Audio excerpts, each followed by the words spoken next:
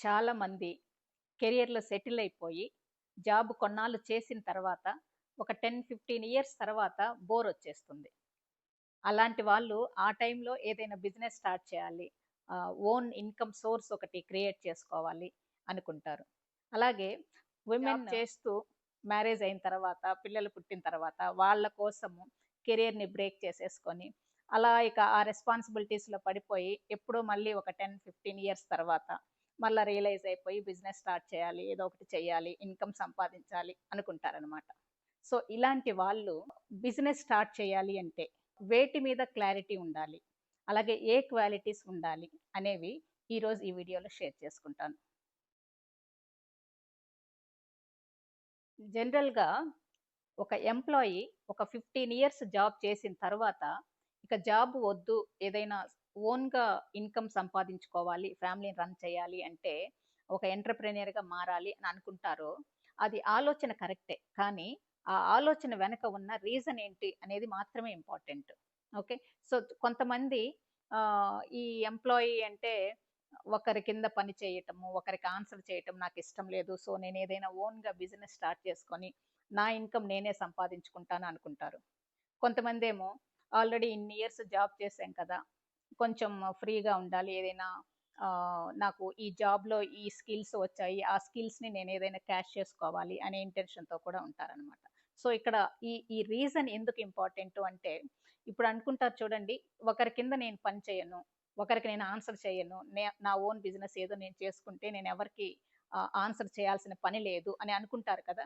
కానీ ఒక నమ్మలేని నిజం ఏంటి అంటే, జాబ్ అయితే ఒక్కరికే ఆన్సర్ చేయాలి. కానీ బిజినెస్ అయితే 100 మందికి ఆన్సర్ చేయాలి. ఓకే. సో, ఇలాంటి క్లారిటీస్ లేకుండా బిజినెస్ స్టార్ట్ చేయొద్దు. ఈ క్లారిటీ అనేది చాలా ఇంపార్టెంట్. అలాగే మిడిల్ ఏజ్డ్ వుమెన్ అంటే ఒక 40, 45 ఇయర్స్ వచ్చాక, అంటే బాగా చదువుకున్నాను. అప్పుడంతా కూడా అత్త, మామ, ఫ్యామిలీ, పిల్లల బాధ్యతలతో సరిపోయింది. ఇప్పుడు పిల్లలు పెద్దవాళ్ళయిపోయారు. నాకు చాలా టైం ఉంటుంది ఇంట్లో.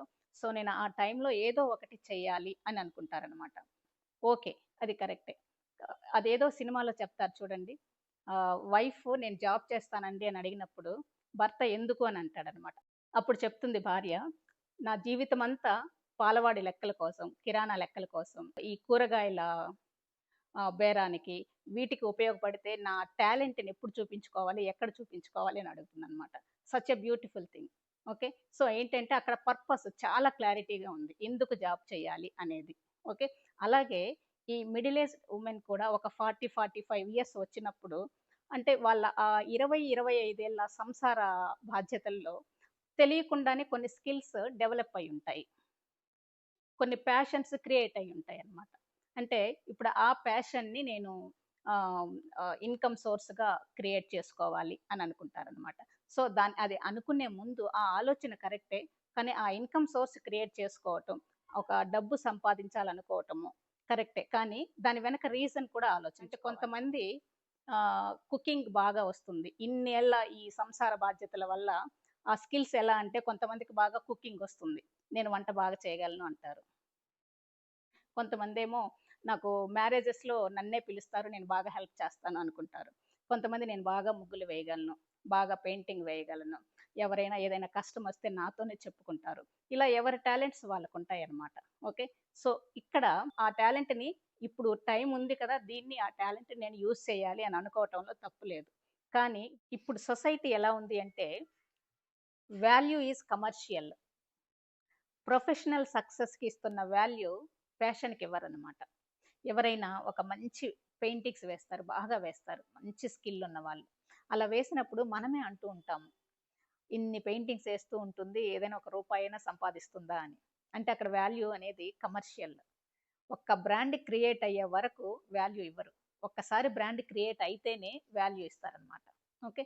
సో, ఈ లోపంతా కూడా ఆ పెయింటింగ్‌ని ఆ ప్యాషన్ కొద్దీ వేసిన పెయింటింగ్‌లో మంచి లైఫ్ ఉంటుంది.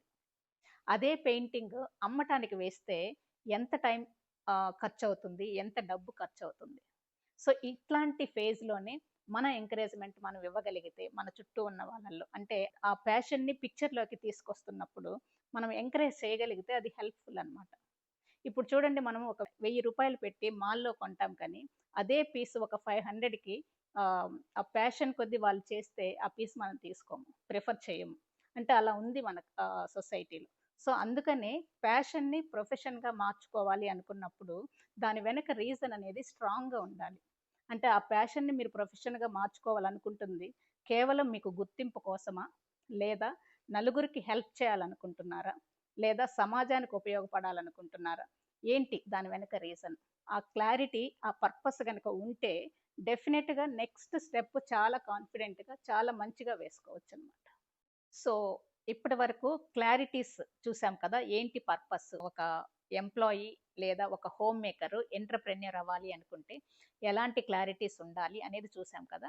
ఇప్పుడు అలా ఉండాలి, అలా ఎంటర్‌ప్రెన్యూర్‌గా కన్వర్ట్ అవ్వాలి అనుకున్నప్పుడు ఏ ఏ క్వాలిటీస్ ఉండాలి అనేది కూడా చూద్దాము.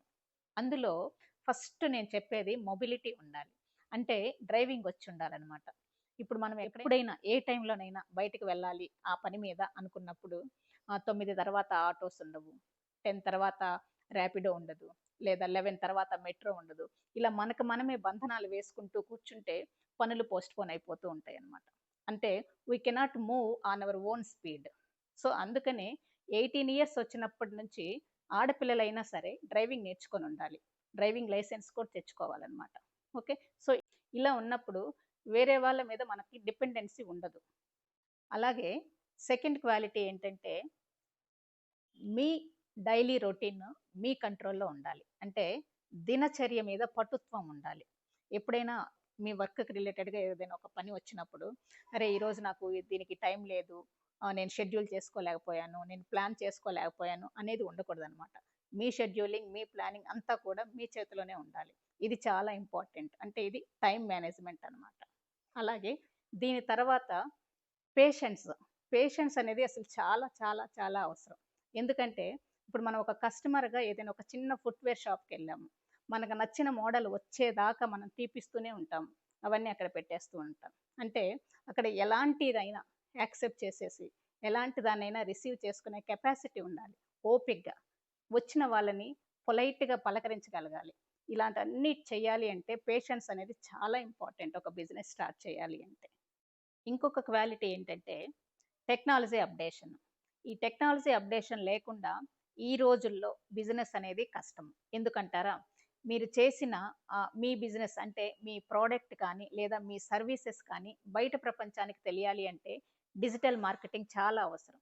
ఈ రోజుల్లో పీపుల్ ఇంట్లో ఉండట్లేదు. మొబైల్ ఫోన్‌లో ఉంటున్నారు. అందుకనే మనం మార్కెటింగ్ అంతా కూడా డిజిటల్ ఫార్మ్‌లోనే ఉండాలనమాట. సో, ఆ డిజిటల్ ఫార్మ్‌లో మార్కెటింగ్ చేసుకోవటం, ఏదైనా ఇమేజెస్‌ని ఎడిట్ చేసుకోగలగటం, ఇలాంటివన్నీ కూడా డిజిటల్ పేమెంట్స్ మీద క్లియర్ అవేర్‌నెస్ ఉండటము, ఇలాంటివన్నీ కూడా తెలిసి ఉండాలనమాట. ఓకే. సో, ఈ 4 క్వాలిటీస్ అనేది బిజినెస్ సక్సెస్ అవ్వాలంటే ఉండాల్సినవనమాట. ఓకే. సో, ఏదైనా బిజినెస్ స్టార్ట్ చేయాలంటే క్లారిటీ ఉండాలి. స్టార్ట్ చేసిన తర్వాత సక్సెస్ అవ్వాలి అంటే కొన్ని క్వాలిటీస్ ఉండాలి. మంచి క్వాలిటీస్. అందుకనే క్లారిటీ లేకుండా అడుగు వేయొద్దు. క్వాలిటీ లేకుండా ముందుకు నడవద్దు. ఇదే జేకే స్ఫూర్తి ఫార్ములా. ఓకే. సో, ఫ్రెండ్స్, ఈ వీడియో మీకు నచ్చినట్లయితే లైక్ చేయండి, షేర్ చేయండి. అలాగే జేకే స్ఫూర్తి ఛానెల్‌ని సబ్స్క్రైబ్ చేయండి. Thank you.